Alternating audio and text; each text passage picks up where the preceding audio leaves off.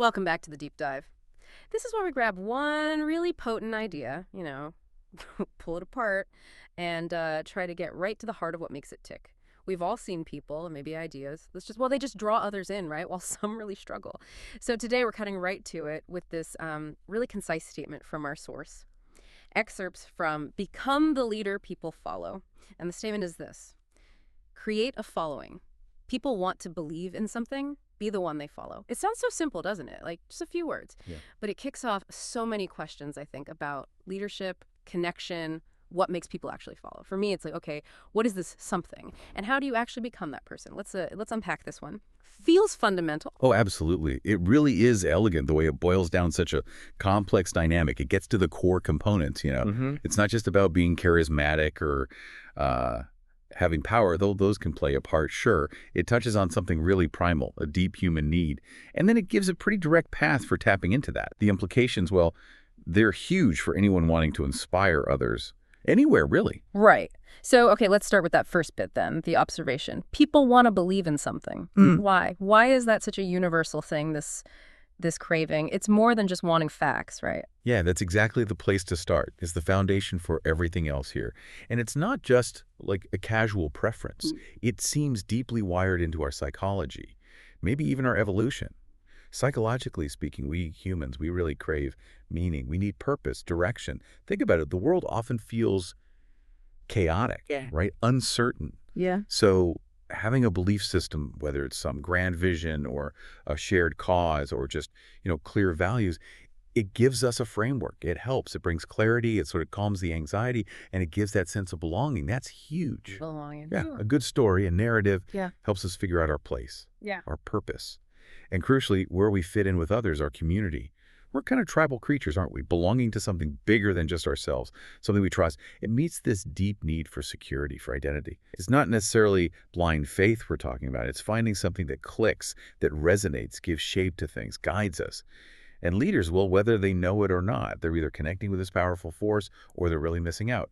So it's like we're searching for coherence. Yeah. In a world that feels pretty fragmented sometimes, and you said it's not just grand vision. So what forms can this something actually take? Is it super varied? Oh, incredibly varied. And Yeah. that's really important to grasp. The something can be, well, almost anything really. Different scales too. Yeah. It could be a huge vision, like, changing an entire industry. Or maybe just a small corner of it might be a cause fighting for justice, maybe, or protecting the environment, something like that. Sometimes it's an ideology, right? A different way of looking at things that challenges how things are normally done. Or maybe it's simpler, just a really smart solution to a common problem. Think about a piece of software that just makes life easier. Ah, yeah. And often it's just a solid set of principles people can genuinely get behind. Things like integrity or innovation, or maybe just being incredibly focused on the customer. But the main thing is, it provides that shared understanding, a common goal, something that pulls people together beyond just their own stuff. It's like a North Star. A North Star. I like that. And what's interesting now, especially with, the online world and everything, this need for belief isn't just for big institutions anymore. It applies to like micro leaders too. Content creators people love, community organizers even, like the owner of that local coffee shop everyone raves about. There's something might be quite niche, but because they embody it so authentically, they build this incredible loyalty, sometimes stronger than the big players. That makes a lot of sense, the scale difference. It makes it feel more applicable, less abstract. But I wonder, does this mean any belief, no matter what it is, can build a following if someone embodies it well enough? Or do some things have, I don't know, inherent qualities that make them last longer, inspire more deeply? That's a really sharp question. It gets right to genuine long-term influence versus maybe just a flash in the pan. So while pretty much any clearly stated belief can probably get some initial traction if someone truly embodies it, its sticking power, its positive impact over time, that often depends on the quality of the something itself. Beliefs that offer real value, solve actual problems, build connections, help people grow those, tend to create more resilient, beneficial followings. Okay. Whereas beliefs rooted in, say, fear or deception or dividing people, yeah, they might attract followers initially, but they often struggle long-term and can be pretty harmful. What makes a something endure is often its ability to adapt, maybe its connection to some fundamental human good, and whether it keeps offering meaning even as things change. So yeah, the embodiment provides the spark, definitely, but the fuel for a lasting fire. that often comes from the belief's inherent worth. Right, right. The substance matters for the long haul. Okay. That makes perfect sense. Okay, so if we get that people want to believe and that this something can be many things, then the next step, the challenge, is how does someone become the focus of that belief? What's the leap from that general desire to people specifically following you? This is where it gets really interesting. Exactly. This is the active part. To be the one. Yeah, it's way more than just talking about a belief or having a neat vision on paper. It really is about embodying it, living it. The leader isn't just the spokesperson for the something. They are it in action. They are. It Yes. means their actions, their choices day to day, their whole vibe really has to consistently reflect that core belief. It demands authenticity. That's key. A genuine conviction that people can feel. Like, say your core belief is radical transparency. Okay, embodying that isn't just saying you have an open door policy. Right. It's actively sharing tough feedback, admitting when you don't know something, maybe even talking openly about budget issues with the team, not just the final polished version. Okay, that's tangible. Or if you say you believe in collaboration, but then you constantly just make decisions on your own. That gap, that inconsistency, it kills any following before it starts. It's like that coach who preaches teamwork but always plays favorites, right? Yeah. Even when it hurts the team, Yeah. the words just fall flat because the actions don't match. That congruence, yeah, walking the talk, it feels absolutely vital. But what about when it slips? I mean, nobody's perfect, right? Consistency is hard. Yeah. How do people react when the leader maybe stumbles, doesn't quite live up to the something for a moment? That's such a critical point because, yeah, perfect consistency, that's the goal, not usually the reality. When there's a slip up, especially if it's minor or just a one-off thing, followers often watch the leader's response. That's what matters. Ah, the response. Exactly. Does the leader own it? Do they acknowledge the mistake, take responsibility, and then clearly recommit to that core belief, the something? Or do they ignore it, make excuses, try to spin it? How they handle those moments of imperfection is key. Real followership isn't built on this idea of flawlessness. It's built on trust.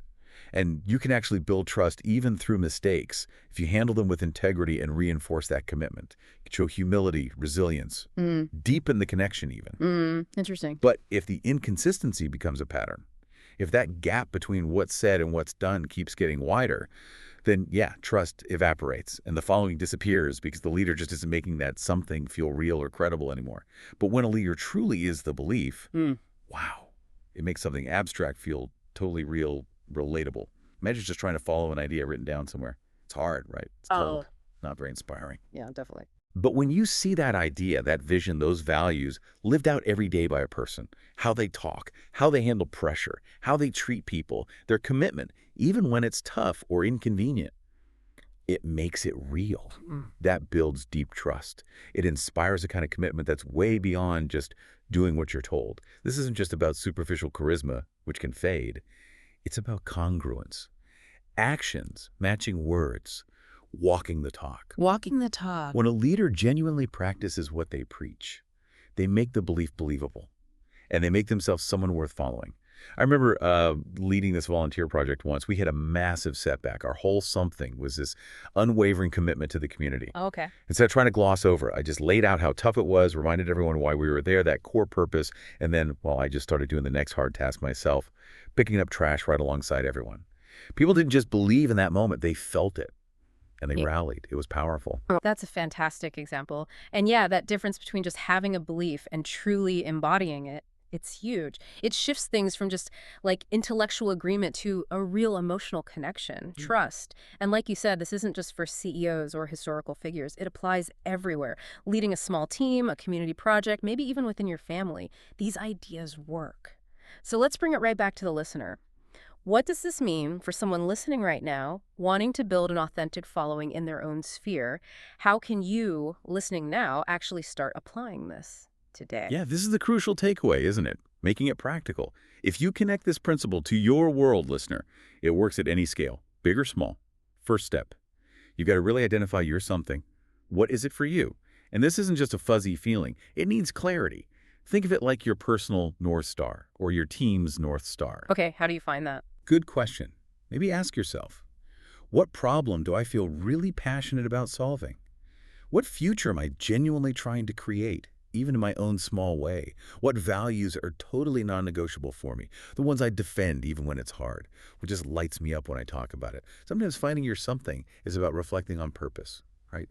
What impact do you really want to have? What wrong do you feel driven to right? And hey, it doesn't have to be world-changing. It just has to be authentic.